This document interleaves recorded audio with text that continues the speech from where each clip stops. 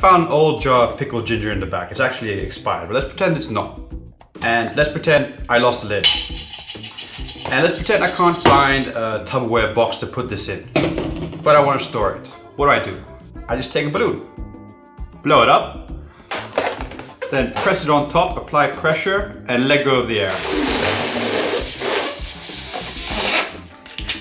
And bam, sealed. Done.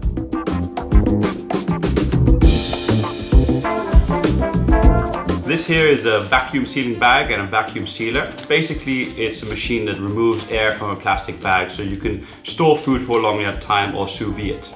Now here I'm just going to show you how it works. You just put it in and it will remove the air from the bag and seal it. Now, usually use this with meats or other products that need to be away from oxygen, but here I'm going to show you with fruit because frankly it looks very good on video. So as you can see, it's removed all the air out and now it seals it. Now these are great devices, but I understand that not most of you will have these things at home since it's kind of a specialty thing. But as you can see, it's removed most of the air from this package and the fruit would stay good for quite a while. Now here's a way you can do it at home without the sous vide machine. You just take a Ziploc bag and put your camera-friendly fruit inside. Then you place it underneath a water bath. And as you push it down, the water will displace the air out. Just make sure to seal it with the seal still above the water level. And this works reasonably well. It removes most of the air out, I'd say 95–96% of the air, but there's a better method, and this here is this better method. Now, as you can see, if I seal the bag normally, there's a lot of air in this. But if I open it up and just stick a straw in there, and make sure you stick the straw all the way down to the food source, so it's close to that, and then you seal the bag from the opposite side of the straw until you get as tight as possible close to that straw. And then you just want to suck the air out with your mouth as much as you can. So just suck really hard and take it all out. Okay, and once you've got all the air out, then you want to move the straw out while still sucking and just seal it with your finger like that. And there you go. This is taking, I'd say, 98–99% of the air out, and it's pretty good. Like, the fruit doesn't move about, you can't move it around. It's not as good as the professionally sealed one, but it's really good for just a straw and Ziploc bag. It's a great option for those of you who don't have a sous vide machine at home.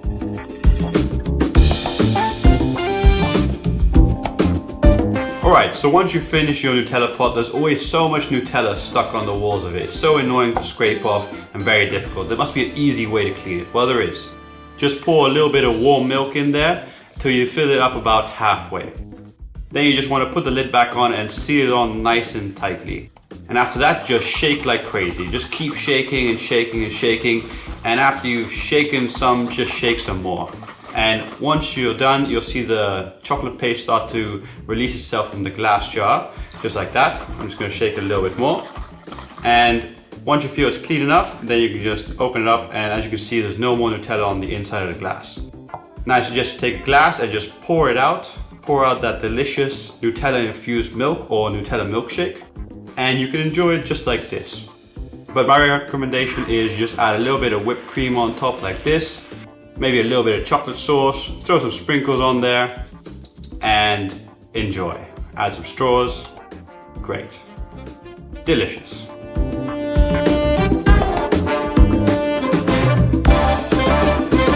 Cutting cherry tomatoes can be a little bit annoying. Cutting them one by one can just be a long and agonizing task, and especially if you need a lot of them. So there is a better way, and I'm sure a lot of you have seen similar tricks like this on the internet before. You just place a bunch of cherry tomatoes on a plate, and then you place a plate on top, and then you take a long sharp knife and just slide it in between the two plates and cut through all the cherry tomatoes in one go. This is great, although it does dirty two plates in one go and a knife, so that can be a little bit annoying. But it does a great job at cutting cherry tomatoes really quickly. Now, another way, if you're up for it, is you take your cherry tomatoes, just place them on a cutting board and group them together. Then place your hand over it and slide the knife horizontally across, making sure not to contact your hands. And there we go. A simple, quick way to slice your cherry tomatoes, if you're confident enough.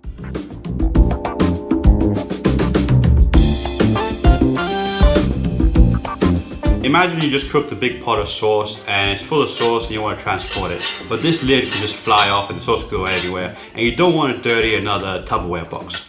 Just take 2 elastic bands and place them from handle to the middle handle with a crossover like this, and then place 1 more elastic band going from handle to handle. And then this lid is securely fastened. It is not coming off. You can take this and transport this wherever you want and feel safe and secure. You're welcome.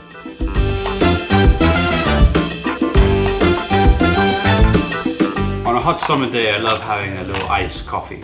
This is where you have some ice cubes and you pour some hot coffee over it, and it just makes a delicious cold coffee drink. The only problem is the ice cubes melt and it dilutes the coffee flavor.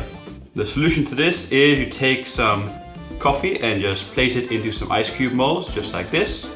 And once it's full, you guessed it, just place it into the freezer and let it freeze until it's nice and rock solid.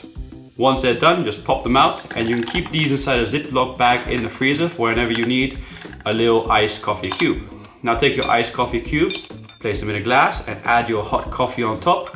And now you've got a full flavored, nice iced coffee for the summer that does not become watery or diluted down. Great. Now you can also take the iced coffee cubes and cover them with milk, and then you've got a delicious milk iced coffee for the summer. Now if you don't like coffee, you can do the same with milk chocolate and make milk chocolate ice cubes and add milk to it. Great.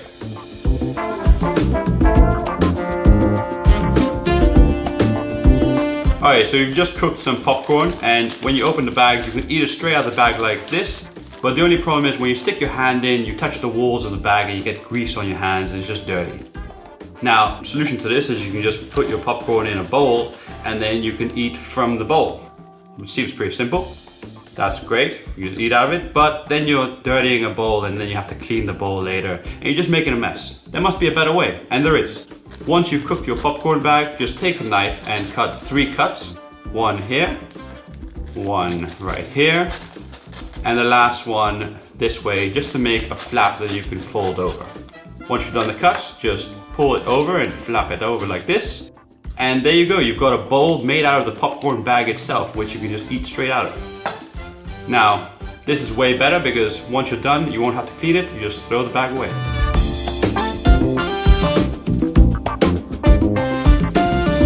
Alright, so you've just finished eating some chips and you're full, you don't want any more. Happens to all of us. Now to store it, what to do? You can't seem to find your clamp or your other clamp or this funny looking clamp.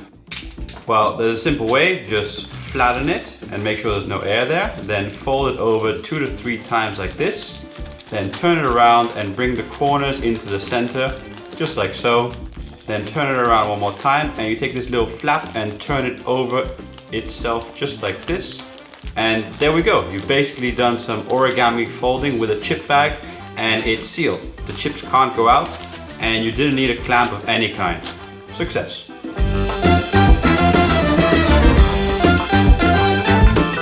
So you want to eat some chips. Don't open the bag, no.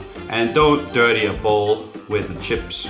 Instead, just take a knife and pinch the middle of the pack like this and do a small little cut. Then you just want to take your fingers and just unravel it in a circular motion, just going round and round until you have a big enough opening that suits your needs. So just keep going round and round, and look at that massive opening. And there we go, you've basically just made a chip bowl out of your chip bag, and you can easily just eat these in a party without having to dirty any more bowls. You're welcome.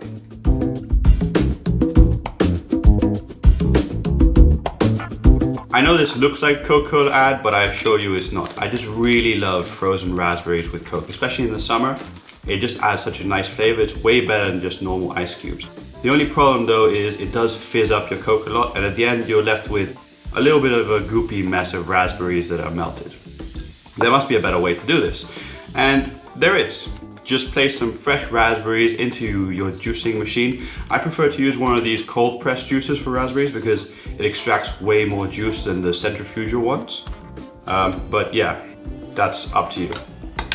Look at that thing go. I love this part. This is the best. Okay, once you've got enough raspberry juice, and you're gonna need quite a lot of it, then you wanna place it into your ice cube molds, just like this. And once they're full, just put them in the freezer for about 2 hours so they can freeze rock solid.